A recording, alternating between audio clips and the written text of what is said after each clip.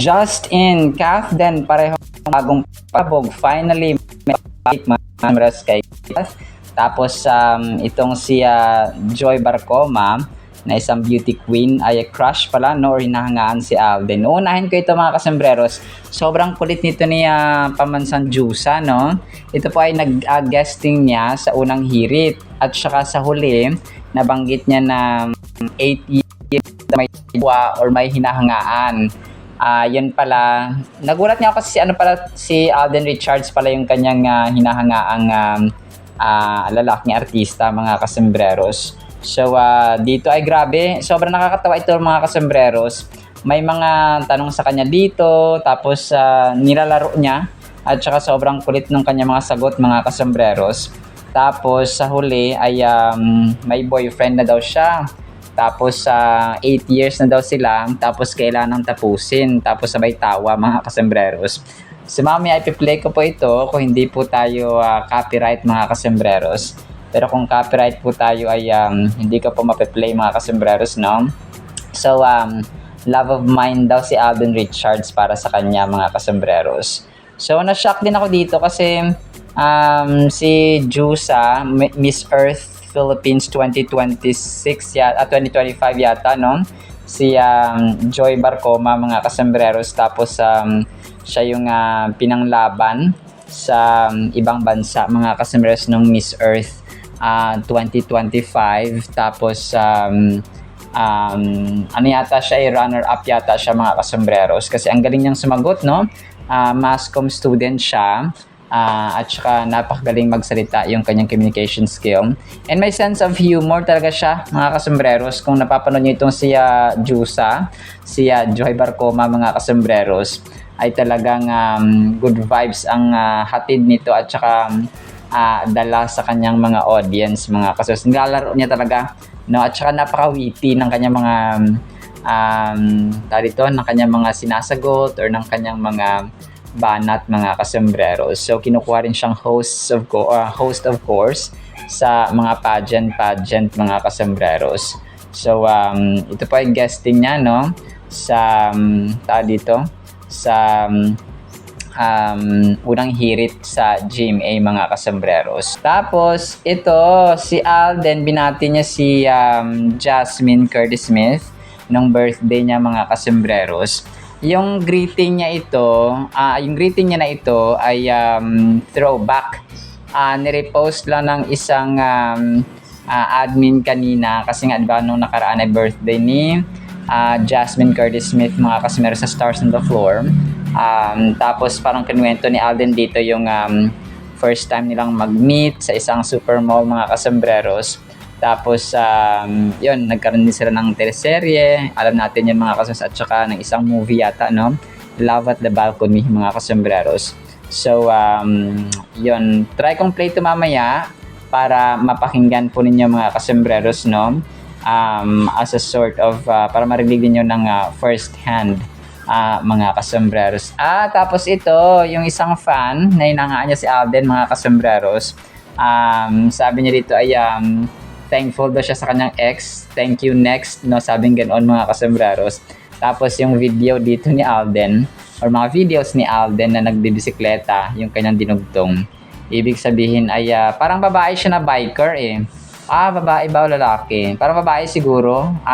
Kasi sabi niya ex niya daw mga kasembreros yung pinapasalamatan niya yung ex niya na jowa. Tapos thank you next. Yung susunod na daw na maging jowa ay si Alden Richards mga kasembreros. So which is yun, no, talagang crush na siguro si phenomenal box office cinema king, no, mga kasembreros. Sobrang nakaka good vibes din itong madami kasi pagka kunwari siklista ka, si mga advocacies and so on mga kasembreros ay talagang hangaan ka. You are maintaining your limelight mga kasembreros. Tapos ito, pinost ni Sylvia Bell, Catherine Bernardo at Julia Montes ay parang mahusay na aktres at tinahangaan sa industriya. So, yun, no. Tapos picture ni Kath at saka ni Julia Montes na kanyang bestie na mag-best friend kasi ang dalawang ito mga kasembreros eh. So, kung kaya, dito, pinost lang siya ng Miss Sylvia Bell, mga kasembreros. So, si Sylvia Bell ay isa ring Kath Den admin, mga kasembreros. Ito, 5 hours ago, pinost ni Jason Starr. Sobrang ganda talaga ni Catherine kapag walang makeup, manika. Tapos sa picture ng Kath din ito, mga kasembreros, na kunwari ay nasa Thailand sila, no? Mga kasembreros. Tapos kunwari daw kinis ni Alden yung noo ni yung kaliwang noo ni Kath, mga kasembreros. So, tapos may parang Buddha sa likod, no? Ito kasi yung landmark sa Thailand, mga kasembreros. So, pero ito po ay edited picture lamang ni Jason Starr, mga kasembreros. So, solid na Kath din admin din po, no? Si Jason Starr, mga kasembreros. So, napaka-unbothered din ni Jason Starr. Unbothered din si Jason Starr, mga kasembreros, no? Dead ma rin siya sa mga nangyayari sa paligid, mga kasembreros. Sige. Ito, mga kasembreros, issue ito ngayon na nahuli daw, no, ng mga fans, mga kasembreros, sina Kath at Mayor Mark Alcala, no, dahil nga dito sa sa damit na katabi kunwari ni Kath doon sa kainan or sa mesa, tapos may sing-sing at saka merong yung parang yung bracelet ba yun, mga kasembreros. So, tapos yung damit na may tatak nga na white, mga kasembreros, may tatak siya na black, tapos yun nga na pareho daw ng tatak ng damit ni Mayor, mga kasembreros. So, talagang kumbaga pa 99% or 95% sila na si Mayor Mark Alcala nga itong kasama at katabi ni Kath, mga kasembreros. So, nakasama sa Thailand, mga kasembreros. So, ayun po. Wala kasi mukha, no? Talagang grabe. Pati sa airport, nakapagtago sila, no? Bakit kaya ganun? Wala naman siguro silang private plane, mga kasembreros. At saka bawal kasi kunwari, gamit ng gobyerno, tapos gagamitin mo sa gala mo. Hindi po pwede yun, mga kasembreros, na not unless pag syadong marangi ang buhay mo, tapos galing sa marangi ang buhay mo bilang isang public servant, ay sobrang rin yun. Sobrang dito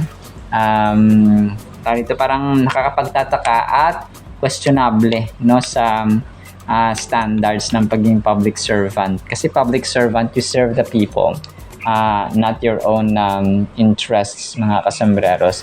So ito na major items natin, mga kasembreros. Unahan ko ito, may magbabalik kay Kath, mga kasembreros. May teaser na pinost kahapon, mga kasembreros, ang KFC si Kath parang may welcome si Kath dito, mga kasembreros, sa KFC.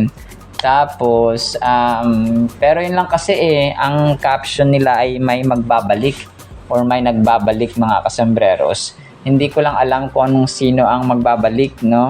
Si Daniel Padilla, magbabalik sa KFC, no? Maging Kathnel ulit, mga kasembreros. Or may panibagong, may panibagong endorsement video si Kath, no? Hindi ko lang alam kung ano magbabalik, mga kasembreros. Yun kasi yung caption nila dito sa video na ito. Very short lang siya no, mga kasembreros. Not unless ito po ay matagal na. Pero April 7 the Golden Fave returns. So ngayong araw yun, mga kasembreros no, April 7. So abangan ko yan. Ako po ay nag-voice over ng alas 2:40, 2:45 ng hapon, mga kasembreros, April 7. So baka mamaya or next vlog ko na siya masasama, mga kasembreros. Abangan natin ito. Baka may bagong may bagong endorsement video si Kath, mga kasembreros. So abangan natin. April 7 lang, walang sinabi kong April 7. So baka yun nga, may bago siya, mga kasembreros. Tapos si Alden naman, yung pasabog niya sa April 11 naman ay meron siyang meet and greet sa Vivo, mga kasembreros. Grabe, no? Kaluwat kanan ng kanilang ng Kathleen. Meet and greet 10 a.m. alas 10 ng umaga sa April 11, 2026 sa SM MOA Central Atrium mga kasambreros. So parang yearly no na ginagawa ng Vivo itong kanilang meet and greet mga kasambreros. So after nung Dr. Austin Lab Beauty Conference 2026 sa MOA ay meron ulit kaganapan si Alden Richards mga kasambreros dito sa kanyang Vivo na endorsement mga kasambreros. So grabe, congrats Paps Alden. So may aabangan pala tayo sa April 11 mga kasambreros. So palagay ko fresh na ulit si Soity dito sa kanilang meet and greet mga kasambreros. Ito, parang humugot ang isang fan kagabi. Sabi dito sa kanyang caption kasi, ako lang naman yung sinayang mo, mabait, mapagmahal, maka-Diyos, ano bang hanap mo? Sabing ganoon dito no ng caption ng isang fan mga kasmas. Tapos random photos ni Phenomenal Box Office Cinema King Alden Richards mga kasambreros. So talagang mapalad no ang babaeng makatuluyan ni soon to be Mrs. Fulkerson mga kasambreros. So sino kaya talaga no ang magiging babaeng Mrs. Fulkerson mga kasambreros. So aabangan natin yan sa mga susunod pang mga kabanata. So pinapatawa ko lang po kayo. Tapos ito, pinost ng isang fan mga kasambreros. Parang kumakain daw sina Kath dito 11 hours ago by Paul Brian Simana. Tapos Catherine Bernardo, dinner with friends. So tapos dito ay may foods of course.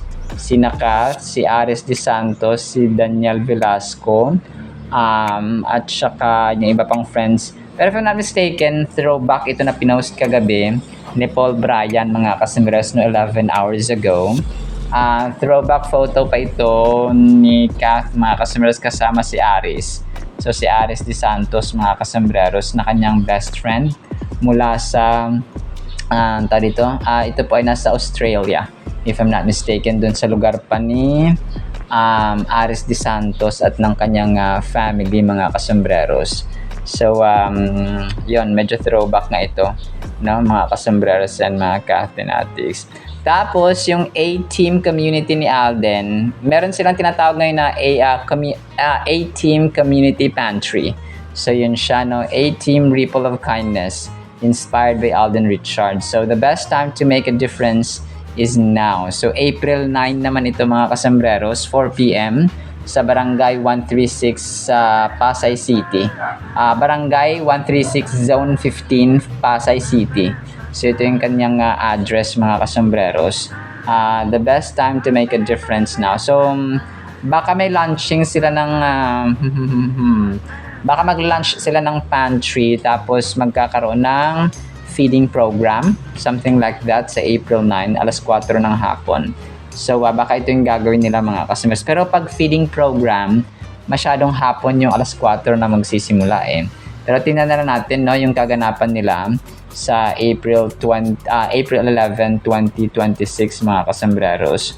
So kung ano nga yung gagawin nila dito sa Pasay. Nasa Pasay kami dati eh. Malapit pala kami sa Pasay mga kasambreros. Kasi yung amin po ay sa Parañaque. So Parañaque tapos Bulacan, Pasay na yun mga kasambreros. Yung Bulacan ay Bulacan. Yung Baclaran, yung Baclaran po ay ano na yan, part na ng or part pa ng Parañaque. Boundary siya, Tambo, Baclaran. So ano na yan, parang boundary ng Pasay at saka Parañaque. So tara, nagkwento ako dito ng address ng address ko yun. So kinuwento ko lang kasi malapit ito sa amin mga kasambreros, itong Pasay.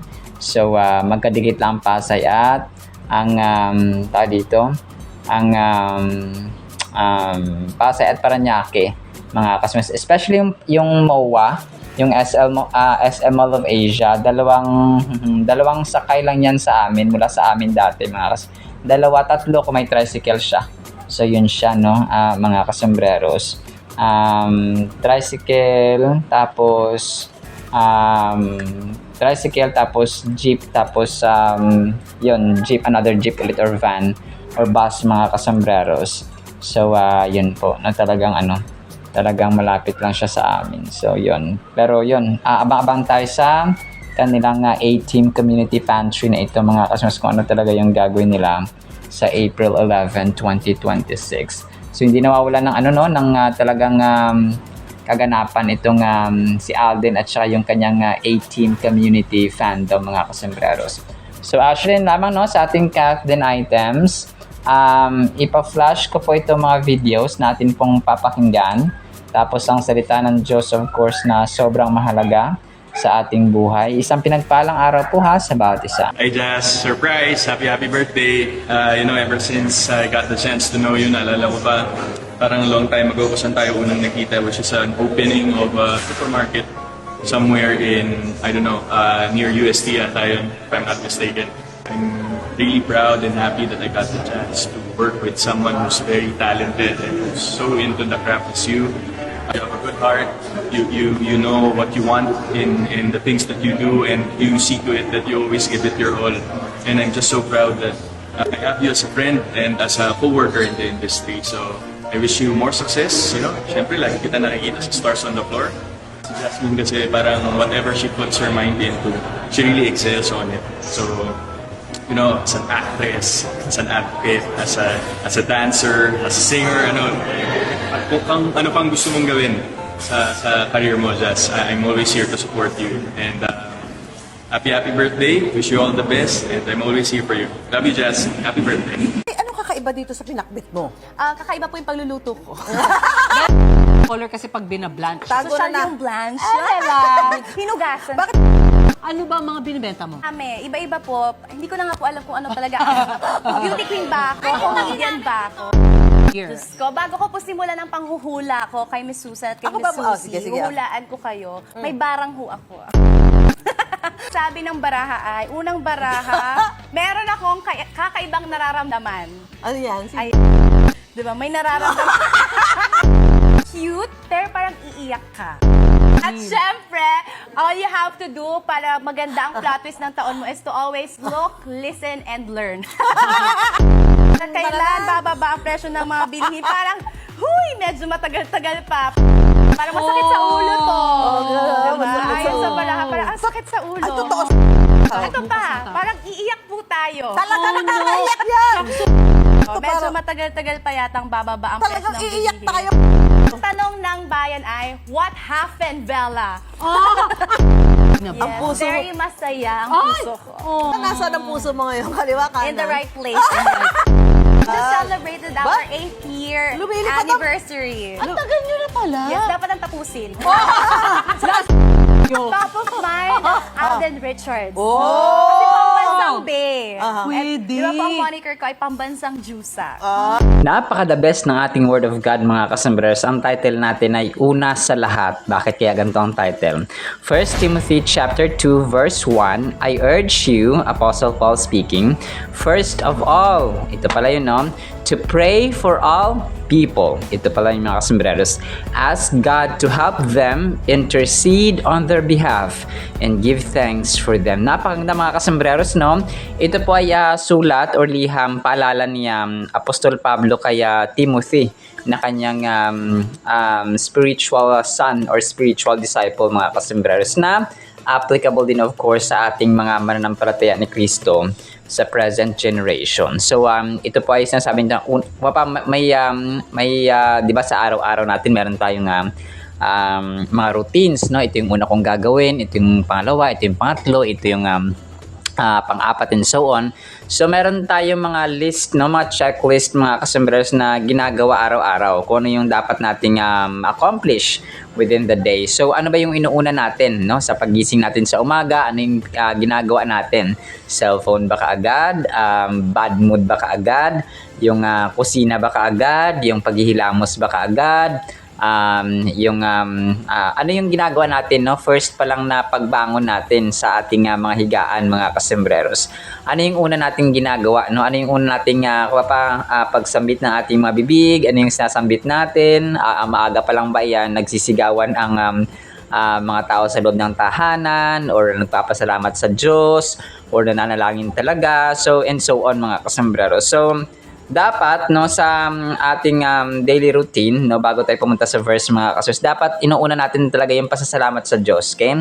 Hindi man exactly na sinasabi dito ni Apostol Pablo na ipanalangin natin ang lahat ng tao or ang tao dito yung ipanalangin natin sila, tapos pasalamatan natin yung lahat ng tao sa buong mundo. So, hindi naman ganoon mga kasimers, no? Pero, yung thought na pinapasalamatan natin ang Diyos sa ating panibagong buhay, panibagong chance, because hindi lahat nabibigyan ng chance, no? Hindi lahat nabibigyan ng another life on that particular day. Nakagising pa tayo, no? Nagkaroon pa tayo ng hininga, nagkaroon pa tayo ng ng buhay mga kasombrero sa particular na araw na yan. So kung kaya it's really important na alam natin yung ating priority sa buhay. Okay? Unang-una panalangin talaga mga kasomberos, no? At saka, kasi kapag nananalangin ka, it's also one indication na you are a believer, a son of God, a follower of Christ mga kasomberos, and you prioritize Him. So kung pinaprioritize natin siya, connect na yun mga kasomberos, pinaprioritize mo yung kanyang salita, yung Holy Bible, yung pagsunod sa kalooban ng Diyos, no?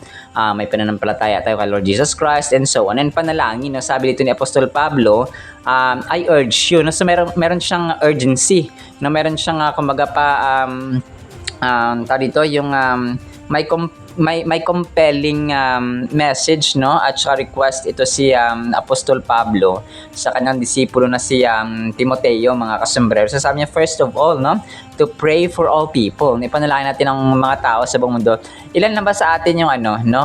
Ako medyo guilty ako dito kasi may mga specific lang ako na tao. Pero yung mga pinapanalangin ko talaga sa general na prayer item ko ay yung mga mananampalataya ni Kristo sa buong mundo, no, na maging faithful until the end, hindi sila ipahintulot sa masama ng Diyos mga kasombrers and so on. So yun po yung aking general and of course ng family, kasi ang pinakahuli na part ng aking panalangin ay aking sarili. So inuna ko yung pamilya ko, tapos si mama ng palataya ni Kristo sa buong mundo mga kasombreros, tapos sa pinakahuli na yung aking sarili na pinapanalangin ko mga kasombreros. But yung bottom line or ang pinaka last na prayer item na talagang aking pong binabanggit ay let your will be done, na yung kalooban ng Diyos ang mangyari sa ating buhay mga kasombreros.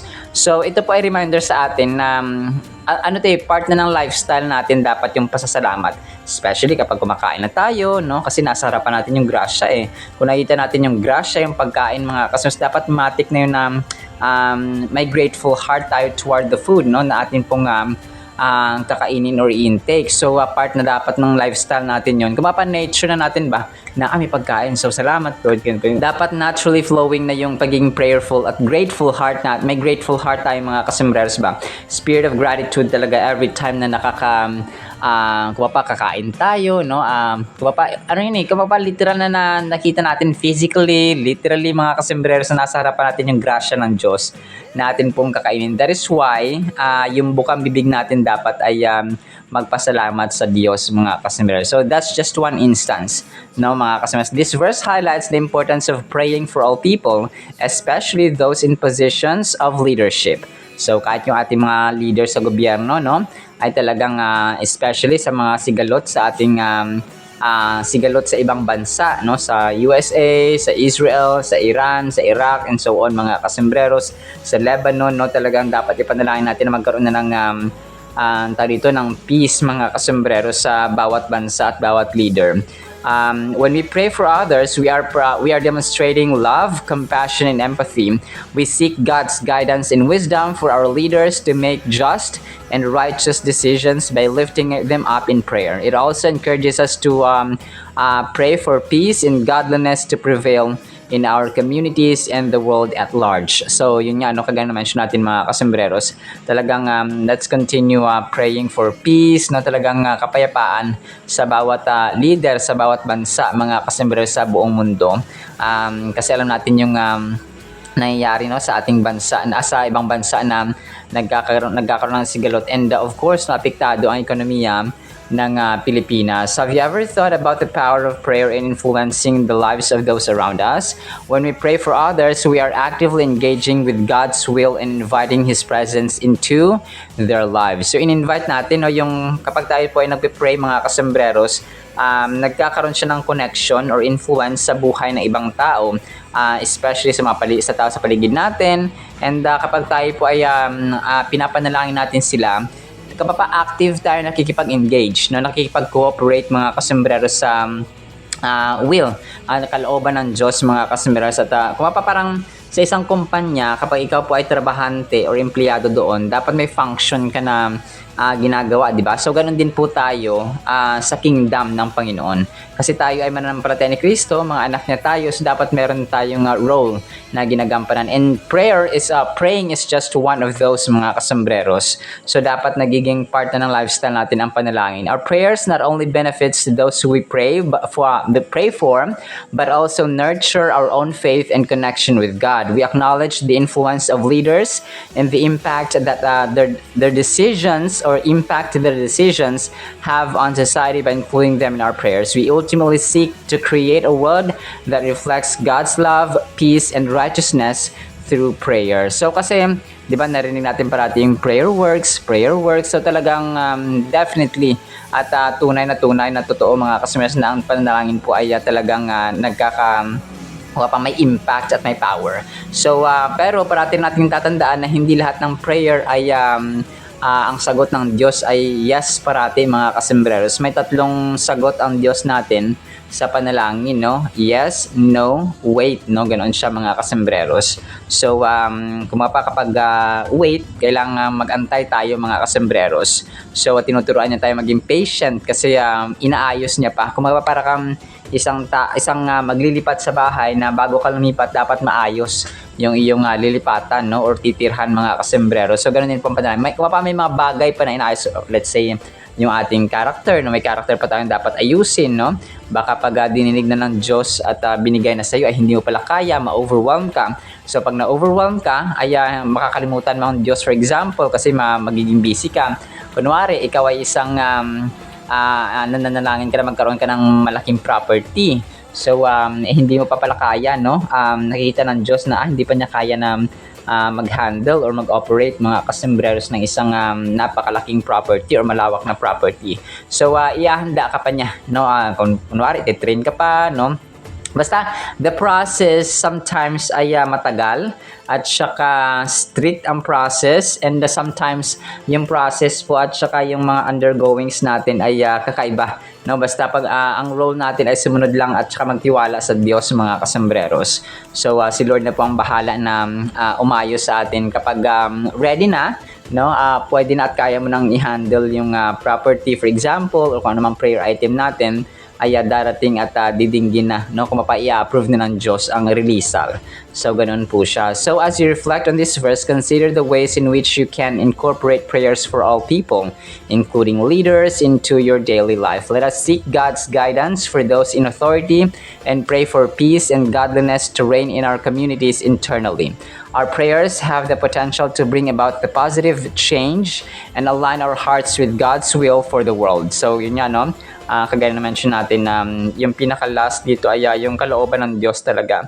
So, we can pray for peace, we can pray for love, we can pray for harmonious relationships sa ating community, especially no, sa buong mundo, at mga leaders sa iba't ibang panig ng mundo, mga kasembreros. So, pero yun yung kalooban ng Diyos na maghari ang pag-ibig, at saka yung pagkakaisa sa bawat leader.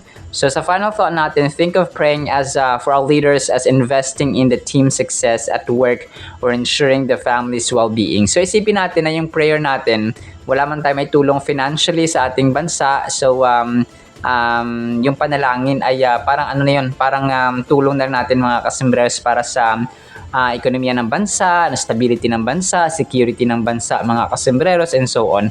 So, kung wala tayong ambag sa mga taxes, for example, so ang panalangin ay para ka na rin nagiging part, no, ng success at saka nakapag-contribute ka, no, mga kasembreros, sa spiritual kingdom or spiritual movement, no, ng Diyos, mga kasembreros, not only sa ating pamilya but most especially sa ating mga leaders at community as a whole. Alright, so yun lamang po sa ating Word of God, ha. Nawa po ipagpalain po tayo ng pag-ibig, pananampalataya, pag-asa at prayerful life at character, mga kasembreros, praying not only for ourselves or for our families but to the entire world and the leaders, mga kasembreros. In the mighty, holy, sweet, magnificent name of the Lord Jesus Christ, we pray with the communion of the Holy Spirit of the living God. And everyone said amen and amen. See you sa next segment, mga kasembreros, and paalam po. I love you all.